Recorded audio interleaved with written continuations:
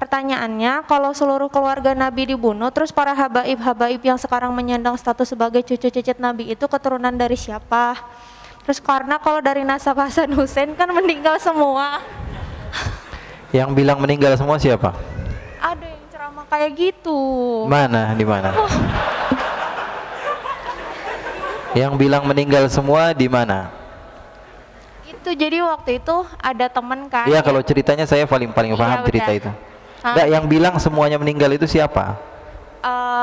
Temen sih, dia kebetulan memang orang Arab juga. Nah terus marganya Bakfen, dia bilang saya nggak percaya kalau keturunan Nabi Muhammad sampai sekarang ada. Di zaman Nabi Muhammad sudah ada orang yang mengatakan bahwa keturunan Nabi Muhammad nggak ada. Nabi Muhammadnya masih ada.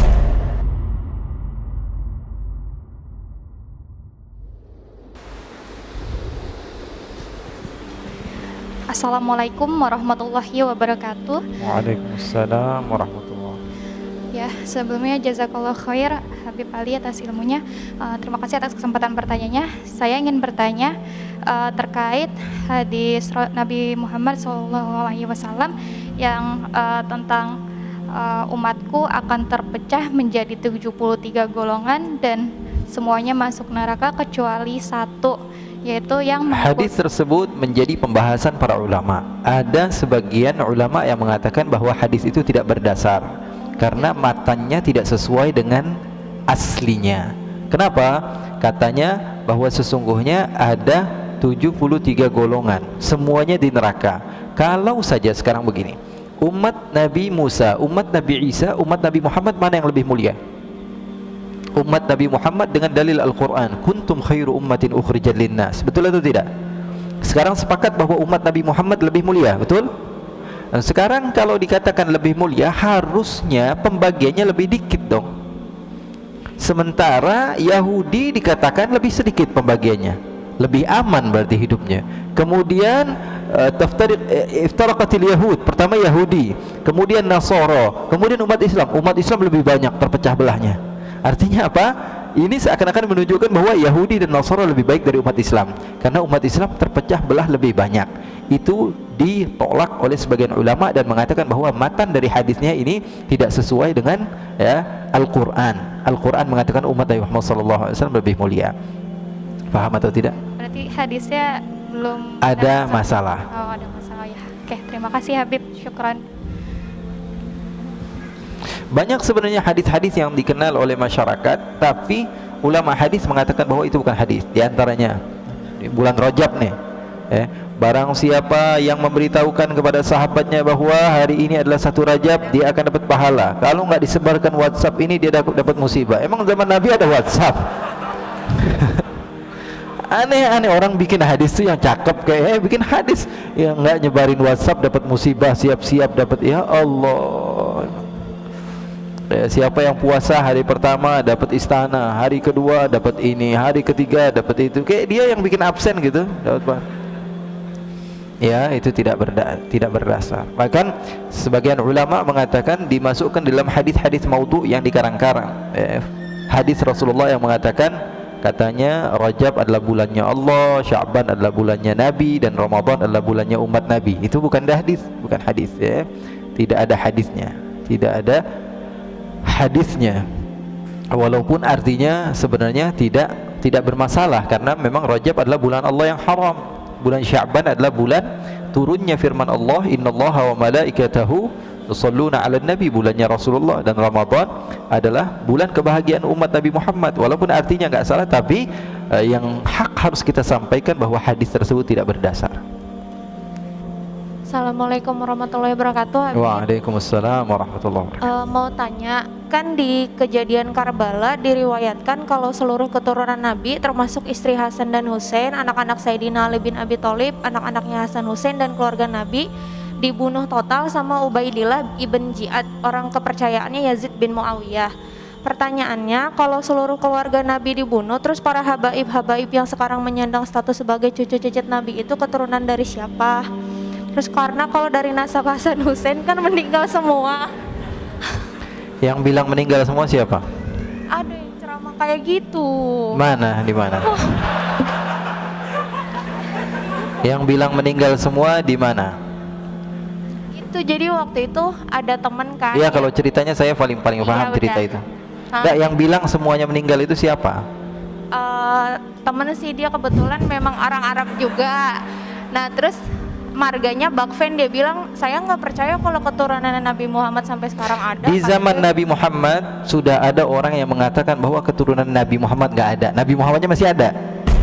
Nabi Muhammadnya masih ada. Dia udah bilang bahwa keturunan Nabi Muhammad nggak ada. Dia bilang, wah Muhammad abtar. Muhammad nggak bakalan punya keturunan. Faham? Lalu Allah Subhanahu wa taala murka kepada orang tersebut. Namanya Al-As bin Wa'il As-Sahmi. Lalu Allah katakan, inna syani'aka huwal, yang bilang kamu nggak punya keturunan, dia nggak bakalan punya keturunan. Bilangin sama teman kamu. Itu dalil Al-Quran. Baca terus menerus tapi nggak paham. Inna syani'aka. Sekarang gampang aja. Saya nggak perlu panjang lebar tentang masalah Karbala. Saya paham dan saya menikmati kisah-kisah itu. Artinya apa? Saya betul-betul suka dengan sejarah dan saya tahu kisahnya. Dan siapa yang selamat, siapa yang nggak selamat. Ya, dibilang semua yang nggak selamat ya masalah itu ya Pak. Apa di dalam sejarahnya ada masalah. Ulama semua sepakat kok. Sekarang saya sebutkan hadis satu saja dari Al-Imam Ahmad bin Hanbal. Imam Ahmad bin Hanbal mengatakan bahwa nanti di akhir zaman akan ada Imam Mahdi. Hadisnya banyak. Di antaranya riwayat Imam Ahmad bin Hanbal, akan ada Imam Ukhti, ada Imam Mahdi, percaya atau tidak? Percaya atau tidak? Percaya. Dan ini harus kita yakini bahwa Imam Mahdi akan ada. Dan di dalam hadis tersebut dikatakan bahwa Imam Mahdi akan muncul dari keturunan saya. Percaya atau tidak? Namanya seperti nama saya, kata Nabi Muhammad. Percaya atau tidak? Dan dia dari keturunan saya. Sekarang kalau di akhir zaman ada keturunan Nabi, terus di zaman sekarang nggak ada keturunan Nabi, munculnya dari mana? Faham atau tidak? Ya, kalau dibilang di akhir zaman nanti ada keturunan Nabi, keluar Imam Mahdi, terus sekarang nggak ada keturunan Nabi, keluar dari goa, tiba-tiba ada, nggak begitu. Ini apa namanya, kesalahan yang sebetulnya salah di dalam sejarah, salah di dalam dalil, salah di dalam apa, sesuatu yang kita lihat dengan mata keturunan Nabi dijaga. Rasulullah dalam hadis yang sahih mengatakan, fa innal ansaba tanqati'u yaumal qiyamah ghaira nasabi wa sababi yusihri. Semua nasab akan terputus di hari kiamat, sampai hari kiamat, kecuali nasab saya tidak akan terputus sampai hari kiamat. Kan ada hadisnya banyak. Masa gara-gara cerita teman tentang Karbala dan tidak mendasar kita meyakini hal tersebut? Ya, nggak bisa. Apalagi dalil yang tadi saya sebutkan tentang Nabi Imam Mahdi itu juga masuk di dalam dalil, dan akal, secara akal juga kita mau nggak mau kita terima bahwa mereka itu ada. Jadi yang selamat ada namanya Ali Zainal Abidin, cucu Nabi. Ya, beliau orang yang diselamatkan. Dan ceritanya ma'ruf, semua ulama sejarah mengatakan bahwa Ali Zainal Abidin masih ada. Bahkan beliau dibawa-bawa dari Karbala sampai menuju ke beberapa tempat. Dan putra-putri Rasulullah SAW masih beberapa yang hidup. Putra-putra Hasan masih banyak ketika itu.